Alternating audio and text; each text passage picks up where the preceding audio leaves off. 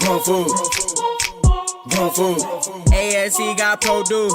ASC about to go cool. Welcome to Food Move the World podcast. I'm your host, Nicole. Today I have joining me is Naima Dhore. Hey, Naima, can you introduce yourself? Hi, Nicole. Thank you for having me. So I'm Naima Dhore, and I am a mother of two amazing boys and a wife. And for the last, I want to say a little bit over 10 years now, I've been farming with my family. No farming background, both my husband and I, and I love it. It started inside my tiny apartment, growing microgreens, and quickly realized that's not sustainable and got involved in a community garden, and that wasn't the best place growing food. And next thing you know, I'm in an incubator farm for 3 years with my family and farmed urban setting as well as rural, and here I am today, 20 acres later. That's a lot, and I'm surprised that you said that you don't have a farming background, like it was just something that you just decided to do. What made you decide to grow your own food? A lot of people just don't say, I'm growing. Yeah, I think for me it was a lot, reclaiming my culture, my food, and also what motivated me was because of my kids. I wanted to grow food for my boys, and just, sustainability piece too. I wanted to get involved more. It was just like one thing after another. I never thought farming would be a calling for me or a career or a business. It was just really for my family and for my kids. Wow, and you got 20 acres. What are you growing? So let's talk about the 20 acres first of all. Let's talk about it. Because that's some work. That's a lot of work. But we struggled with land access. Initially we just wanted to rent out a plot just to kind of gain experience, and then quickly realized okay, we're putting in so much investment, not just building the soil health, but also the infrastructure and all that. And we just wanted to have a control of what we're doing in terms of our business. And we're like, wait, first of all, I had no idea that I can own land in this country. Okay, so I know that could be a shocker for many people, because one thing I knew was okay, you could buy a home, but to own a land, to me, that was kind of, that was different. So I was like, all right, and we entertained a couple of places, and looking back, I was like, man, I could have owned this land in West Central, East Central, South, North. We looked at so many different properties, really struggled navigating the USDA services. We had a couple of times where our application were just sitting at someone's desk and they were not processing on time, And so we had a lot of, folks that were not really patient with us in terms of going through that process. But, years of just being persistent and just, keep going. Every year it was just one thing after another. And it's going to be 2 years coming up February that we own our 20 acres. And we actually started building this infrastructure this past season, where we have one high tunnel up. We did fencing. We did at least close to 1 acre of field prepped for growing. And we were growing at the same time, mind you, building all of this stuff, electric and well and so on, so many other things that we're working on. But it was not easy. It was not easy to get to this point. And I just want to share with the community, it's doable. We were just talking about before we started this conversation about, just being in silence and just in nature and enjoying the outdoors in peace. And we all deserve that, not just, having access to fresh produce. And space for our kids to run and be free, right? Exactly. Without worries, So wow, that 20 acres is it something when we come, like you said, we own a home, no one think to buy the land. When it comes to caring for, because that discouraged a lot of people. That's a lot of work. It is. It's a lot of work. So how do you plan or prepare or care for your land? Yeah, and that's something we're actually going through. And we were just talking about before this conversation as well, some of the issues that I shared with you, just the maintenance piece and keeping up with it. You can see there's neglect on the property that we're trying to care for, and it's just the two of us. So it's how do you manage trying to keep up with the maintenance, and at the same time you're trying to farm.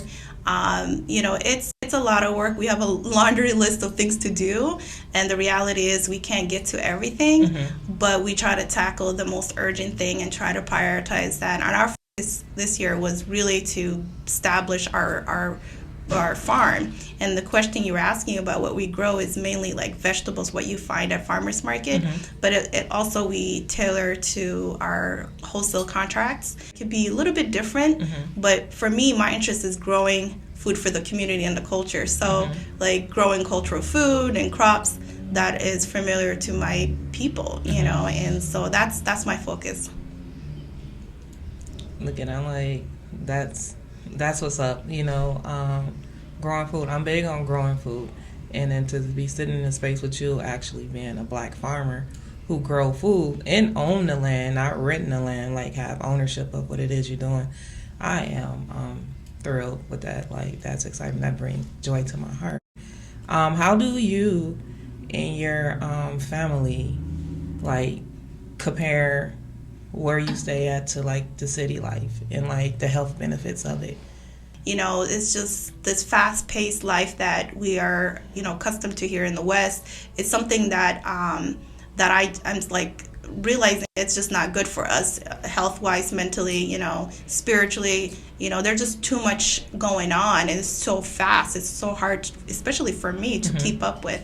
And I just wanted my kids to grow up with what we had before the war and before we came here, just being free and just being outdoor kid. I have scars from head to toe, just being outside, just enjoying nature and, going to the market, walking to the market, as a family and just cooking together and all of that. I mean, I'm trying to like recreate that for my family and for my community. So there's definitely a lot of excitement, and so I like coming down to the city once in a while. But you love that break too, right? I certainly want peace and that peace and quiet for sure. Did you notice, like, growing up that you had like a love for outdoorsmen? Like, was it something where you was like, I liked outside, so connecting back to the land and living on the land was something like, oh, this makes sense. Like, I always wanted to, or always like interested in where the food come from or how to grow it as a child? Yeah, that nostalgic thing that I just mentioned right now. I remember, my dad would come home from work and we would go to the market and have fresh produce and fresh, unless we were growing it. We had a garden at home too. And so I think that was always in me, and the cultural piece and just like the appreciation of slow cooked meals and that communal aspect is always part of me, but I never thought to the point where I'm at right now at a farm and owning land. So that's something that I didn't even dream of or think that was possible. But certainly, like, I loved the outdoors. Like, I can't do the 8 to 5 in an office setting or in. That's not for me. I'm a very I like to keep things going and like to move around and do something different and challenging things, and farming offers all of that for me. It's a chaos that I love. How do you share this wisdom knowledge with people in the community that's interested in growing? Or like, let me say, like, I want to own land, right? And I want to grow food. Like, how do you encourage, like, if you were speaking to somebody like myself, like, yeah, what are my steps? Like, you talk about the USD. Like, how do you find this land? Yeah, I mean, I can answer it in multiple ways. So, like, for instance, like, you don't have to go out there and do 20 acres. You could do 1 acre. In fact, if you don't even want to own a land, you can grow what we were doing, growing whatever you can inside your home, your apartment. There's just so many cool ways. There's just so many resources out there online that you can look into. But in our situation, we wanted to own land because this is our business. It's a family affair. This is what we wanted. We wanted to build generational wealth for our boys. And so, I learned about the USDA Farm Service Agency, so FSA. So if you go to your local agency office, you can inquire and see what the requirements are. And what we did was we requested a loan to purchase the land and the home. And so basically you have to present some kind of a record that you farmed for a couple of years.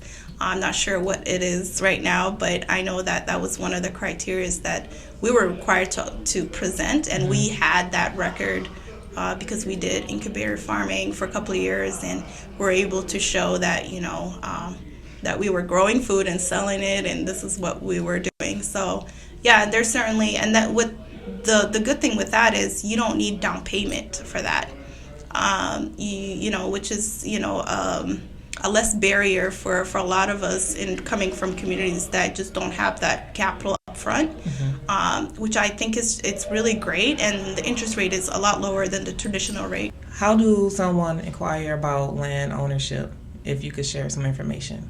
Okay, so my experience is actually we did the USDA loan, and so we reached out to our local office, and so we submitted an application with the FSA office, which is the Farm Service Agency. I hope I got that right, with USDA. And because we had a record of farming for 3 years, we were able to go through that process. And of course, you have to provide millions of other documentation and requirements that that you have to meet to get the loan, and so that's how we were able to purchase the land. That loan, you don't have to put down payment, like your traditional down payment to purchase home. So which is great for us because we didn't have the money, to be honest with you, to do that, or the resources and the capital to put that down. And so and the interest rate is a lot lower than what you would find at a traditional loan services. So that worked out well for us, and I highly encourage those that are like emerging farmers to look into that, because that also ties to other resources that you can utilize in-house with them.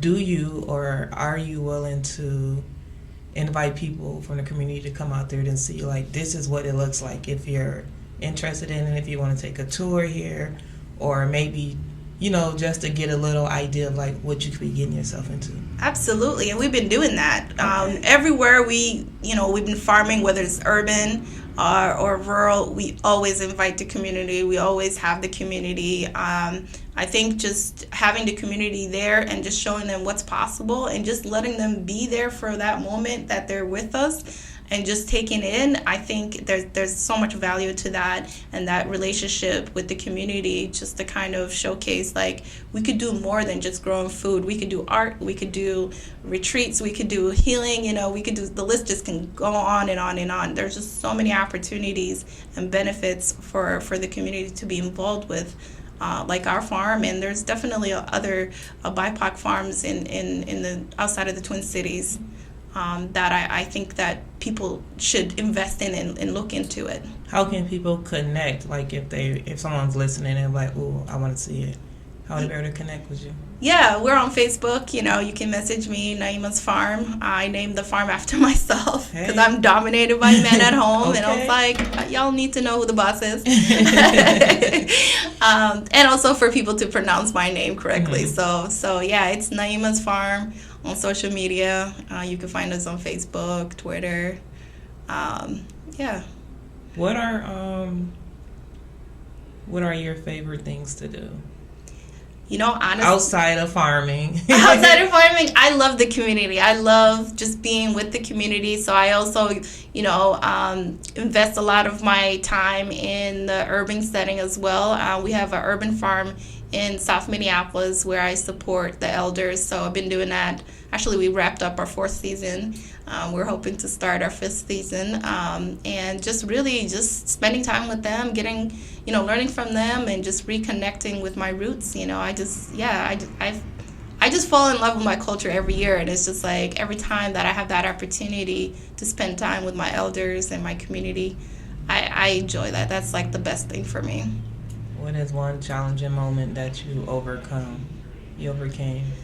Definitely the land ownership. That was stressful. Like, I feel like I could do a whole series of books or a film. I mean, and I know I'm not alone with that challenge. I think that there are opportunities for the next generation or even young people to do better and bigger. You know, I always tell those that I work with, like, you could do way better than me, you know, because I've learned, you know, all the challenges that comes with just navigating any business. I feel like, you know, you just have to go through this, because oftentimes, like, I tell people, like, I don't have a mentor. Like, I'm literally doing this alone and trying to figure it out, like, as time goes, you know, and building a relationship, obviously. So I'm an introvert, Nicole, as you know. But I'm slowly trying to, you know, come out of my comfort zone, my little bubble that I've created. It's peaceful there, right? It is so peaceful. It's quiet. It's peaceful. It's isolation. You know, like we were talking earlier. You know, I love the peace. I love the quietness.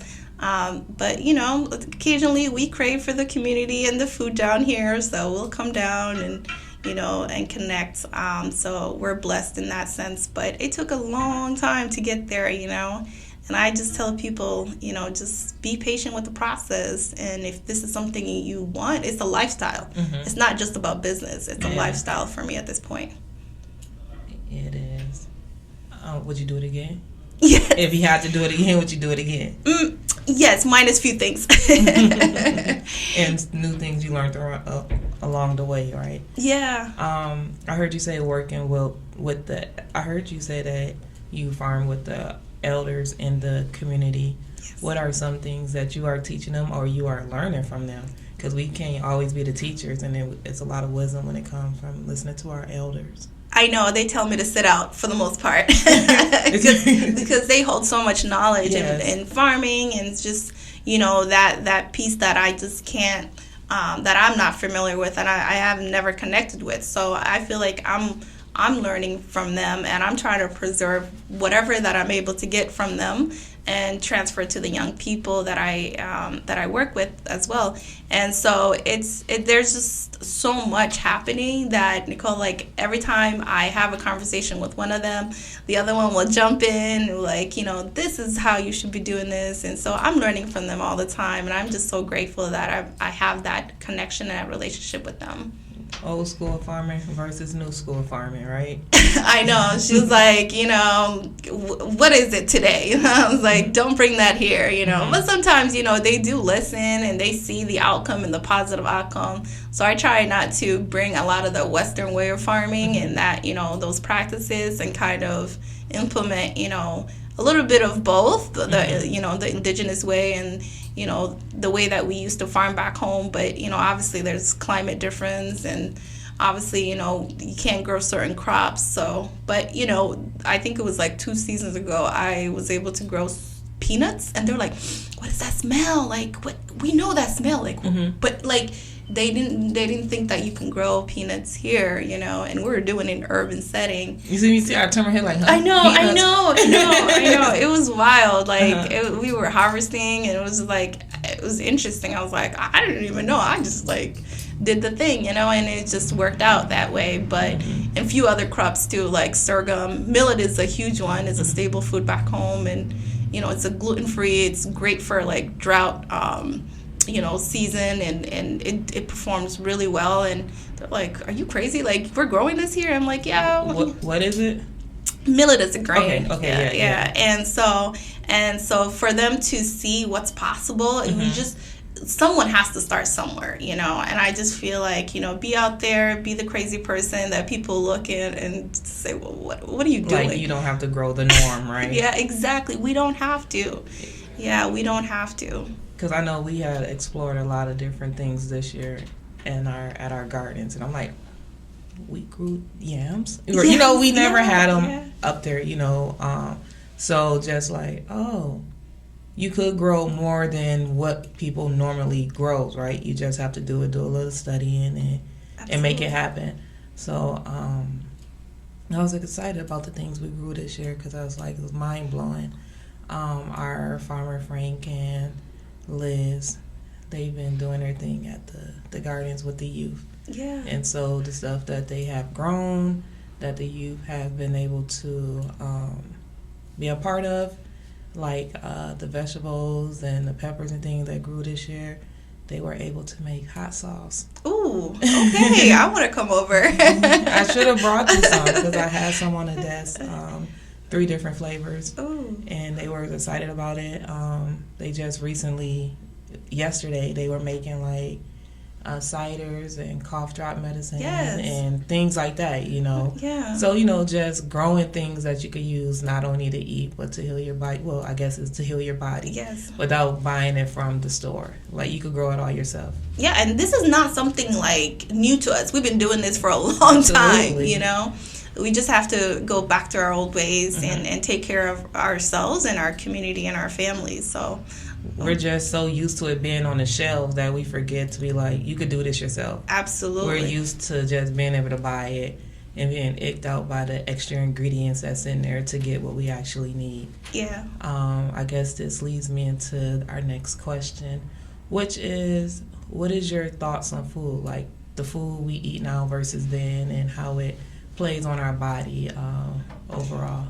Oh my goodness. Let's dive in because I have a lot to say about that. I think, it's that, I'll tell you what liberation to me is. When you're able to put seed in the ground and see the whole process from the beginning to the end, and then you taste it, it's nothing like the store-bought, Because I tell the story about my youngest. He loves bell pepper. And so one day I was like, I wonder if he's going to notice the difference. And I knew what he was going to say. So I bought a store-bought bell pepper. And he was like, what is this? He's like, this is not from our farm. I was like, yes. So you understand the value of growing your own food. So there's power to that, It's the flavor. And I think coming here in America, for my community, we're like, what is this? Everything is like processed, packaged, ready to go. And that's like, no for us. We want to feel, we want to touch, we want to smell. Part of it, right? Exactly, that process, And so for me, I was craving that for a long time. And obviously there's a disconnect, right? Because when we come here, it's survival. So we're always go, go, go.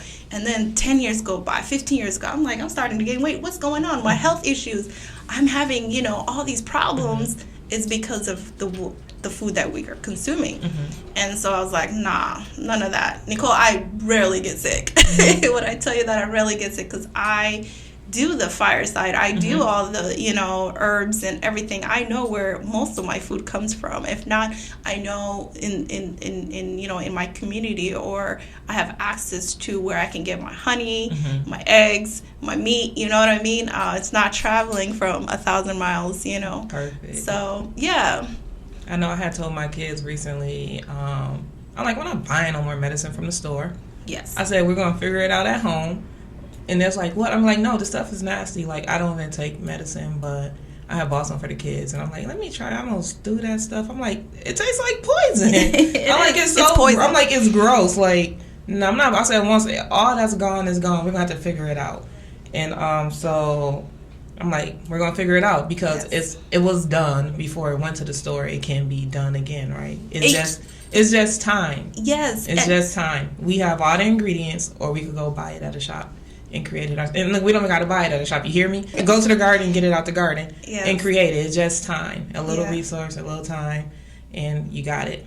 Yeah, I tell people we need nothing from the store. You actually don't. And so the time is what we're lacking because, everybody's working, we're busy, we're tired. But put on a nice podcast like this and start chopping, start processing and start, planning your meals and stuff like that. I think that has helped me a lot. I try to break it down in season. So towards fall, I'll start canning my tomatoes. I can't even tell you the last time I purchased canned tomatoes from the store. When the last time you purchased canned tomatoes? It's been a decade. It's been a decade, I think. Even the soap and detergent, I don't it's been maybe 14 years. You make it yourself? I make everything myself. Nicole, when I tell you I got time. The detergent? Listen. I've been looking. I was like, I need to learn how to, because I'm sick of buying it.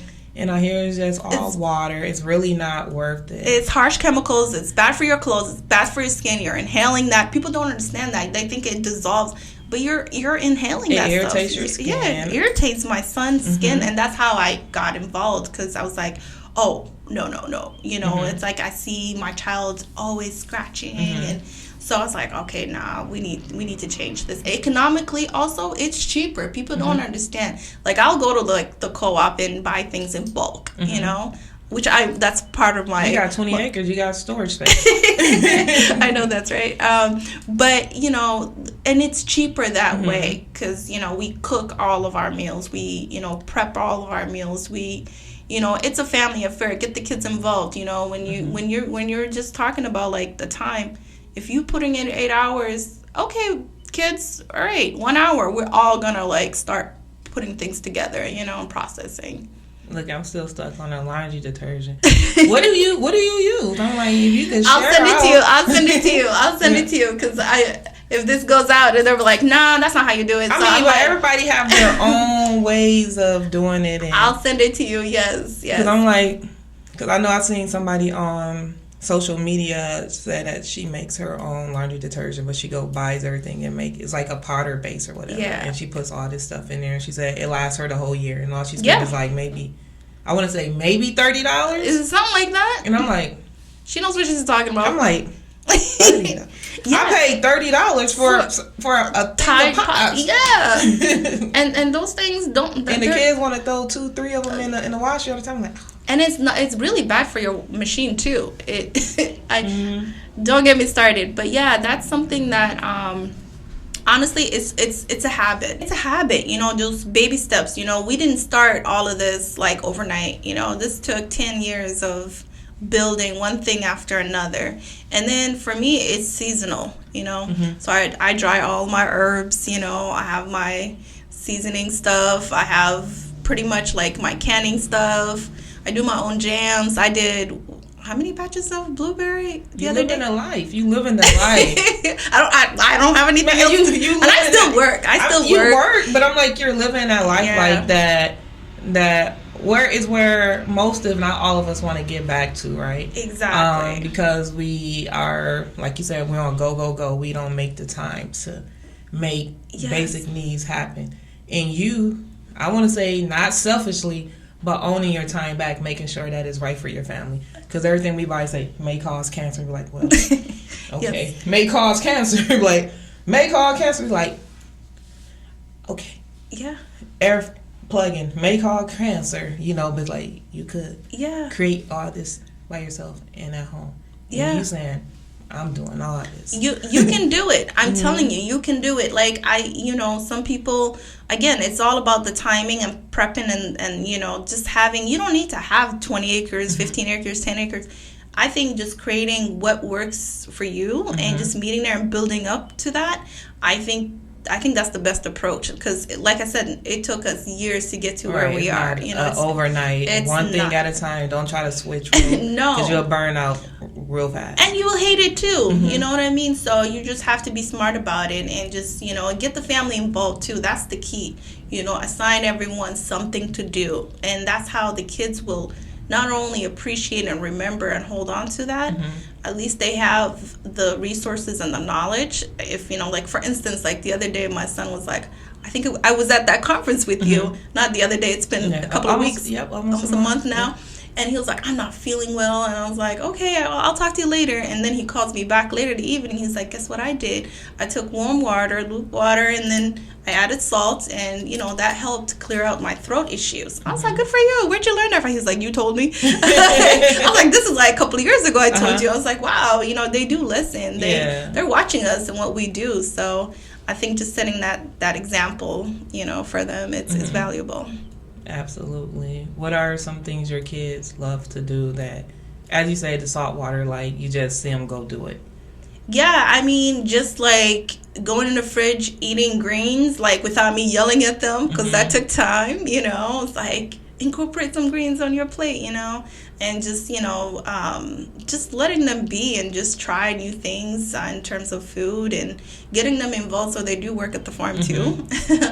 And, just getting them involved, assign them work and assignments, whether it's indoor, outdoor, whether they like it or not, but sometimes when they see the return and they're able to buy what they want, they do like it. Do you think that getting your kids exposed to growing food and caring for the land.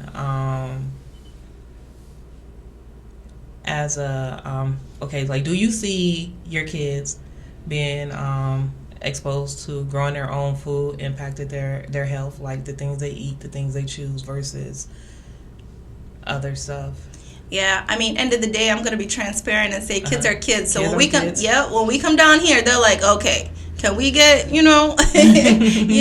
especially because they don't have access to that. We live in a very small town. We don't have their treat. That's that. Yes, and you gotta balance. It's all about balance. I'm not saying don't have your fried food or because I love fried food. I love anything fried. I love fish. But just having that balance, it's important. And also, I think the choice, I think just having access to fruits and vegetables, basic human rights, So I guess, for me, I try to meet where the community is at. So I do a lot of community work. And, a lot of folks are like, especially for my community, the elders be like, that green stuff, that's for the cow. Like, what are you trying to feed me? You know what I mean? And I'm like, no, but that's more nutrition than eating the pasta and the rice that we commonly serve in our traditional meals, And that's, the pasta is a colonizer food. Like, pasta is not a Somali food. Just want to make sure everyone understands that, that is from the Italians, right? And so that's not a traditional Somali food. And consuming that on top of not being active as like we used to be back home, because we would walk everywhere. Right? And that mobility issue here, because a lot of our elders don't drive or, just don't have the means to be moving around from one place to the other. You see chronic diseases and, just mental health issues and stuff like that. And it's just becoming an issue for our community on top of, lack of, exercising, fresh... by having vehicles and not walking and not biking, Right. It does play a toll on our health. We're coming down to the end part of our conversation. Really? That fast? That fast. So I always end with a question of your legacy. What would you want to be remembered for or by when people speak of you? Yeah, just for my love for the community, for the love for my family, for the love of just, making sure that humanity is in good place, in terms of our water and our food and our, just protecting our land and living things and just,